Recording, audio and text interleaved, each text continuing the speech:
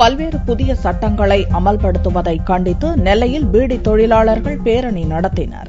நெல்லை, தூத்துக்குடி, வேலூர் உட்பட பல்வேறு மாவட்டங்களைச் சேர்ந்த 7 லட்சம் பேர் பீடி தொழில் செய்து வருகின்றனர். இதனிடையே பீடி லேபிள்களில் மண்டை ஓடு, புற்றுநோய் பாதித்தவரின் படம் போன்ற அபாய குறியீட்டு படங்களை 85% போட வேண்டும். உற்பத்தி செய்த பீடிகளை 2 மாதங்களுக்கு மேல் வைத்திருக்கக்கூடாது. சில்லறை விற்பனை கூடாது என்று மத்திய அரசு உத்தரவு பிறப்பித்துள்ளது. மத்திய அரசின் இந்நடவடிக்கையால் பீடி தொழிலாளர்கள் பெரிதும் பாதிக்கப்பட்டுள்ளனர். இந்நிலையில் பீடி உற்பத்தி மீது போடப்படும் புதிய சட்டங்களை கண்டித்து நெல்லையில் கண்டன பேரணி நடந்தது. பீடி தொழிலை அழிக்கின்ற விதத்தில் இந்தியா முழுவதும் பீடி லேபிள்களில் போடுகிற பண்டல்களில் லேபிள்களில் 85% கேன்சர் பாதித்தவரின் படத்தை போட வேண்டும் என்கிற சட்டத்தை போட்டிருக்கிறது.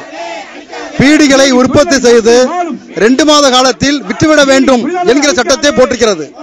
பீடிகளை சில்லறை விலையில் விற்கக்கூடாது என்கிற சட்டத்தை போட்டு இப்படி மோசமான பீடி தொழிலை அழிக்கிற சட்டங்களை போட்டு பீடி தொழில் அழிப்பதற்கான ஏற்பாடுகள் செய்கிறது. எனவே இந்த சட்டங்களை மத்திய மோடி அரசாங்கம் வாபஸ் பெற வேண்டும் என்பதற்காக இன்றைய தினம் தமிழ்நாடு முழுவதும் 1 லட்சம் பீடி தொழிலாளிகள் வேலை நிறுத்தம் செய்கிறார்கள். ஆயிரக்கணக்கானோர் கலந்து கொண்ட இப்பேரணி பாளையங்கோட்டை லூர்துநாதன் சிலையில் துவங்கி மார்க்கெட் பகுதியில் நிறைவடைந்தது.